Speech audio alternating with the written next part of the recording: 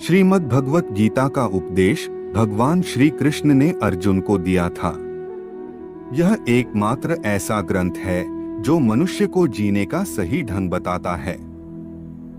गीता जीवन में धर्म, कर्म और प्रेम का सही अर्थ और सही जीवन निर्वाह करने का मार्ग दिखाती है। गीता संपूर्ण जीवन दर्शन है और इसका अनुसरण करने वाला व्यक्ति सर्वश्रेष्ठ होता है। गीता की बातों को जीवन में अपनाने से व्यक्ति को खूब सफलता मिलती है और वह मोक्ष का अधिकारी होता है। ऐसे ही गीता में श्री कृष्ण ने बताया है कि मनुष्य का विनाश कब होने लगता है। इस प्रस्तुति में आप यही जानेंगे। कृपया वीडियो को अंत तक देखें और चैनल को सब्सक्राइब अवश्य करें। अधिक समय न लेते हुए आरंभ करते हैं। मानव जीवन अच्छाइयों से ओतप्रोत है। शारीरिक इंद्रियां सांसारिक तत्वों का स्वाद देती हैं और मन शारीरिक सुखों के लिए विचलित रहता है। हिंदू धर्म के अनुसार मन एक प्रकार का रथ है जिसमें लोभ, मोह, कामना, क्रोध, अहंकार, ईर्ष्या और घृणा नामक 7 घोड़े जुते हैं। कामना इन सब में प्रमुख है। हमारा मन 3 तरह की दशा में डूबा रहता है। पहला तामसिक, दूसरा राजसिक एवं तीसरा सात्विक। तामसिक मन हिंसा और दूसरों को क्षति पहुंचाने की बात सोचता है। राजसिक मन अहंकार एवं शासन की बात सोचता है। परंतु सात्विक मन शांति और प्रेम ही चाहता है। मन में तीनों प्रकार के विचार उठते हैं। विवेक की लगाम से मन 7 घोड़ों को काबू में रखता है और सात्विक विचारों को प्रमुखता देता है। इन्हीं 7 घोड़ों को मन की वृत्तियां भी कहा जाता है। मनुष्य में कामना, मोह एवं अहंकार आदि वृत्तियां हैं जिनके सकारात्मक रूप भी हैं। माता पिता बच्चों का दुख नहीं देख सकते, उनकी हर इच्छा पूरी करते हैं। सदा कामना करते हैं कि वे सुखी रहें। मन का प्रेम ही उन्हें संतान के लिए बलिदान करने को भी तत्पर करता है। इसमें उनका स्वार्थ नहीं होता। इसी प्रकार मोह का उदाहरण है। जैसे कोई युवक किसी युवती के प्रति आकर्षित होता है, वह उसके अवगुण नहीं देखता, बस उसे पाना चाहता है और पा लिया तो खोना नहीं चाहता। उसका अहंकार जागता है और वह खुद को उसकी दृष्टि में उठाने के लिए बहुत कुछ करता जाता है। इस तरह वह जीवन में ऊपर उठता है। नकारात्मक रूप से अहंकार मानव का शत्रु है। यह दूसरों से अकारण संघर्ष करवाता है। बड़ी गाड़ी, ऊंचा बंगला या कोई उपाधि पाना ही जीवन का लक्ष्य बन जाता है। परंतु यदि अहंकार सकारात्मक हो तो वह अभिमान या गर्व बन जाता है, जिसे बनाए रखने के लिए हम हर संभव प्रयास करते हैं। वास्तव में इन सब का आधार तरह तरह की छोटी बड़ी और अच्छी बुरी कामनाएं हैं। हमारे ऋषि मुनि कहते हैं कि कामनाओं का अंत विनाश है। अब आप सोच रहे होंगे कि क्या इनका त्याग करना चाहिए? क्या बड़ा बनने का सपना नहीं देखना चाहिए?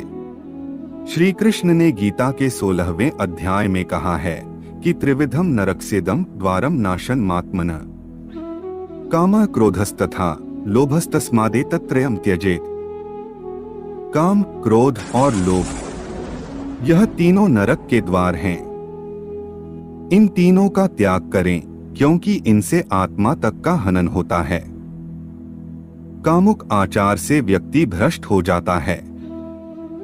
क्रोध बुद्धि को भ्रष्ट करता है और विवेक में कमी लाता है। लोभ भिखारी बना देता है, जबकि कामनाओं के पूरा न होने से निराशा होती है।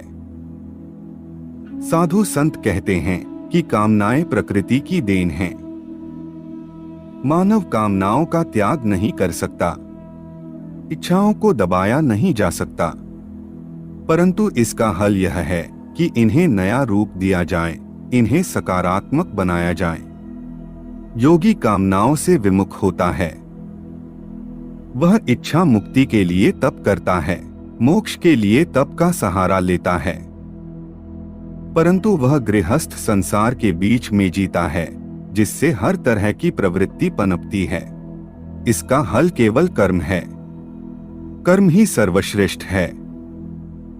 गीता के 3 अध्याय में बताया है कि किस तरह कर्म योग ही सर्वोपरि है।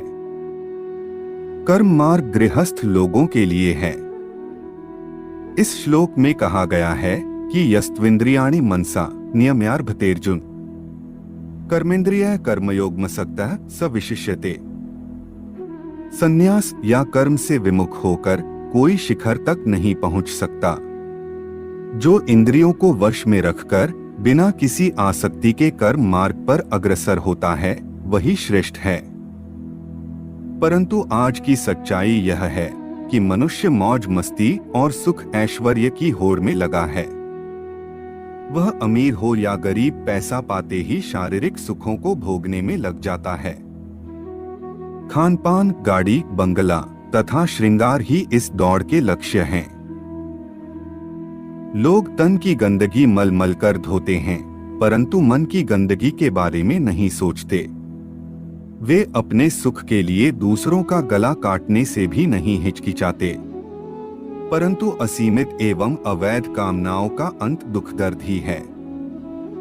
धन, स्वास्थ्य और नाम से वंचित होने के बाद ही मनुष्य की आंखें खुलती हैं। फिर उसे आभास होता है कि उसने ऊपर उठने के लिए कितनों को दुख पहुंचाया। तब पश्चाताप होता है और वह जीवन को नए सिरे से जीना चाहता है और संन्यास तक की बात करता है। वह जीवन का अर्थ खोजता है। सत्कर्म केवल अपने सुख के लिए ही नहीं है, यह समाज पर भी प्रभाव डालता है, उसके मूल्यों का आधार बनता है। हम आशा करते हैं कि आपको हमारी यह प्रस्तुति अच्छी लगी होगी।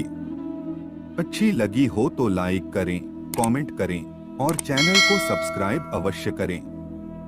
मिलते हैं एक और ज्ञानवर्धक वीडियो के साथ।